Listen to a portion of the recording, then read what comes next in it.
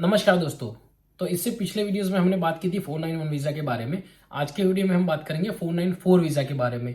तो ये employed sponsored visa है। तो यहाँ पर अगर आपको ऑस्ट्रेलिया में आना है तो आपको कोई भी अगर एम्प्लॉयर स्पॉन्सर करने के लिए रेडी हो तो आप ये वीजा के लिए अप्लाई कर पाओगे। ये वीजा लेकर आप ऑस्ट्रेलिया में किसी भी डेजिग्नेटेड रीजनल एरिया में रह सकते हो एक्सेप्ट मेलबर्न, सिडनी और ब्रिस्बेन। और ये वीजा आपको 5 साल के लिए मिलेगा और 5 साल के बाद आप परमानेंट वीजा भी अप्लाई कर सकते हो। तो ये एक तरीके का परमानेंट पाथवे वीजा है।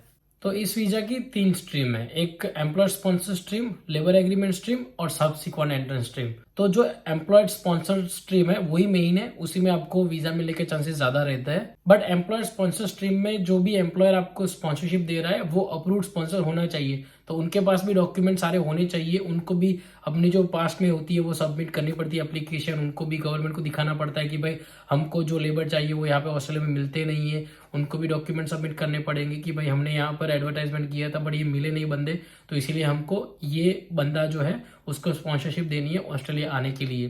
तो अगर आपको ये एम्प्लॉयर स्पॉन्सर वीजा अप्लाई करना है तो उसका क्राइटेरिया क्या है?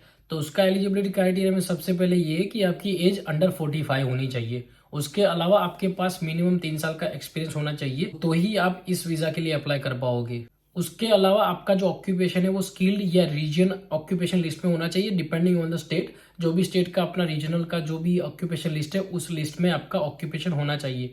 उसके अलावा आपके पास पॉजिटिव स्किल असेसमेंट भी होना चाहिए। और जो भी इंग्लिश टेस्ट की रिक्वायरमेंट है वो है कॉम्पिटेंट इंग्लिश। तो मिनिमम आपके 6 बैंड होने चाहिए, जितने ज्यादा बैंड उतना अच्छा है। बार बार मैंने पिछले वीडियोस में भी बताया और सब लोग बताते हैं कि भाई आपको भी पता है कि जितने ज्यादा बैंड होंगे उतने आपको ज्यादा पॉइंट मिलेंगे, जितने ज्यादा पॉइंट होंगे उतना आपको फायदा होगा कि कंपटीशन आपकी थोड़ी कम हो जाएगी।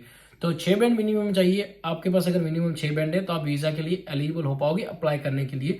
उसके अलावा जितने ज्यादा पॉइंट लाएंगे उतना आपको बेनिफिट है। उसके बाद आपको अपनी जो हेल्थ एंड कैरेक्टर रिक्वायरमेंट है वो मीट करनी पड़ेगी। वो नॉर्मली होता है और कुछ नहीं होता है। आपको अपना एक्सरे करवाना पड़ेगा, चेस्ट, यूरिन, ब्लड, उसके सैंपल देने पड़ेंगे, उसका टेस्ट होगा। बेसिक सा टेस्ट होता है। अगर आपका हेल्थ में पूरा सब कुछ ठीक है तो आपको ये वीजा मिल जाएगा। उसके अलावा आपको पुलिस क्लियरेंस सर्टिफिकेट सबमिट करना पड़ेगा कि आपके ऊपर कोई केस नहीं है, आप साफ सुथरे हो वहां पे अपनी कंट्री में। यहाँ पर आके भी आप साफ सुथरे रहोगे तो आपको वो भी एक सबमिट करना पड़ेगा। ये वीजा अप्लाई करने के लिए जो आपकी जो डॉक्यूमेंट की रिक्वायरमेंट होती है वो तो होती ही है, उसके अलावा जो आपको स्पॉन्सरशिप दे रहा है उसकी भी रिक्वायरमेंट होती है। उनके पास भी डॉक्यूमेंट होने चाहिए। सबसे पहले वो रीजनल एरिया में होने चाहिए, कोई भी ऑस्ट्रेलिया के, वहां पे उनका बिजनेस होना चाहिए। उसके बाद उनको लेबर मार्केट टेस्टिंग के थ्रू सब बताना पड़ेगा कि जो बंदा हमको चाहिए वो यहाँ से नहीं मिला, इसीलिए हम इसको स्पॉन्सरशिप दे रहे हैं।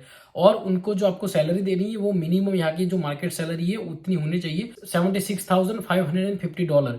तो इतनी जो मिनिमम सैलरी है आपको वो देने चाहिए, तभी आपको वो स्पॉन्सरशिप दे पाएंगे। तो आपको ये क्वेश्चन होगा कि इसकी एप्लीकेशन प्रोसेस कैसे करें, क्या करें। तो सबसे पहले आप ये चेक कर लो कि आपके पास ऑक्यूपेशन जो आपका ऑक्यूपेशन है वो ऑक्यूपेशन लिस्ट में है, पॉजिटिव स्किल असेसमेंट है, मिनिमम बैंड की जो रिक्वायरमेंट है वो है, और जो भी पॉइंट चाहिए उतने हो जा रहे हैं। तो उसके बाद आपको स्पॉन्सर ढूंढना है कोई भी रीजनल एरिया में जो आपको जॉब देने के लिए तैयार हो। और यहाँ पर बहुत सारे ऐसे ऐसे बहुत रिमोट एरिया है जहां पर जाने के लिए लोग रेडी नहीं होते। हमारे जैसे लोग जो होते हैं वो प्रीफर करते हैं कि भाई सिटी में रहे। सारे जो भी माइग्रेंट आते हैं वो प्रीफर करते हैं कि भाई अच्छी अच्छी सिटीज में रहे, क्योंकि हमारी Indian grocery store, Indian restaurant, हमारी कम्युनिटी आसपास ज्यादा होती है इसलिए।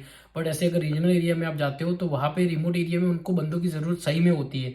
तो ऐसी कोई जगह आप ढूंढ सकते हो कि वहां पे अगर आप बंदा जरूरत है, आपकी जो ऑक्यूपेशन है वो मीट कर पा रहा है, तो वो आपको स्पॉन्सरशिप देने के लिए रेडी हो जाएगा। क्योंकि फिर आपको भी वहां पे थोड़े टाइम के लिए जॉब करनी पड़ेगी। जब आपको 191 वीजा अप्लाई करना है तो आपको शो करना पड़ेगा कि भाई आपने इसके साथ काम किया है, तो वो आपको स्पॉन्सरशिप देने के लिए रेडी हो जाते हैं। तो अगर आपको कोई स्पॉन्सर मिल जाता है तो उससे आपको अपना जो स्पॉन्सरशिप लेटर होता है वो सबमिट लेना है। और जो भी आपका एम्प्लॉयर है वो आपके लिए नॉमिनेशन लॉन्च करेगा। अगर नॉमिनेशन आप लॉन्च करने के बाद एक्सेप्ट हो जाते हो तो उसके बाद ही आपको वीजा अप्लाई करने का चांस मिलता है। तो नॉमिनेशन अप्रूव हो जाता है, उसके बाद आपको अपने सारे डॉक्यूमेंट सबमिट करने हैं, जो भी आपका ऑक्यूपेशन लेटेस्ट स्किल असेसमेंट है, पीटी के, IELTS के जो भी एग्जाम दिए उसके बैंड है, police clearance certificate, health certificate, सारी चीजें आपको उसी टाइम पे वीजा के टाइम पे सबमिट करनी होती है।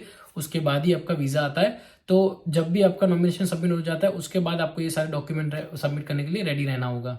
तो ये जो वीजा आप कैसे अप्लाई कर सकते हो, तो ये वीजा के लिए आपको यहाँ का एमी अकाउंट बनाना पड़ेगा। तो एमी अकाउंट मतलब ऑनलाइन जो भी गवर्नमेंट का पोर्टल है वहां पे आपको सारी चीजें दिखती है, न्यू एप्लीकेशन, पुरानी एप्लीकेशन, जो पहले आपका वीजा था वो या फिर नया वीजा है वो। अगर आपको कोई भी वीजा उसमें से अप्लाई करना है तो वो सारी वीजा की लिस्ट वहां पे होती है न्यू एप्लीकेशन में। तो वहां पे जाके आपको ईमेल अकाउंट ओपन करके उसी में से आपको अपना वीजा अप्लाई करना है। तो ये है बेसिक इन्फॉर्मेशन 494 वीजा अप्लाई करने के लिए। ये एम्प्लॉयर स्पॉन्सर स्ट्रीम वीजा है। तो आपके इसमें एक एम्प्लॉयर होना ज़रूरी है। अगर वो नहीं है तो ये वीज़ा का मतलब ही नहीं है, इस वीज़ा के बारे में आप सोच भी नहीं सकते हो। तो आपको सबसे पहले जॉब ढूंढनी है, उसके बाद आपको सारा कुछ सोचना है। तो ये वीज़ा अगर आपको अप्लाई करना है तो ये जो मैंने बेसिक सा क्राइटेरिया बताया वो आप मीट करोगे तो आपको आराम से ये वीज़ा मिल सकता है। अगर आपको ये वीडियो अच्छा लगा तो प्लीज़ वीडियो को लाइक कीजिए, चैनल को सब्सक्राइब कीजिए। मिलते हैं फिर नेक्स्ट वीडियो में, तब तक के लिए बाय बाय।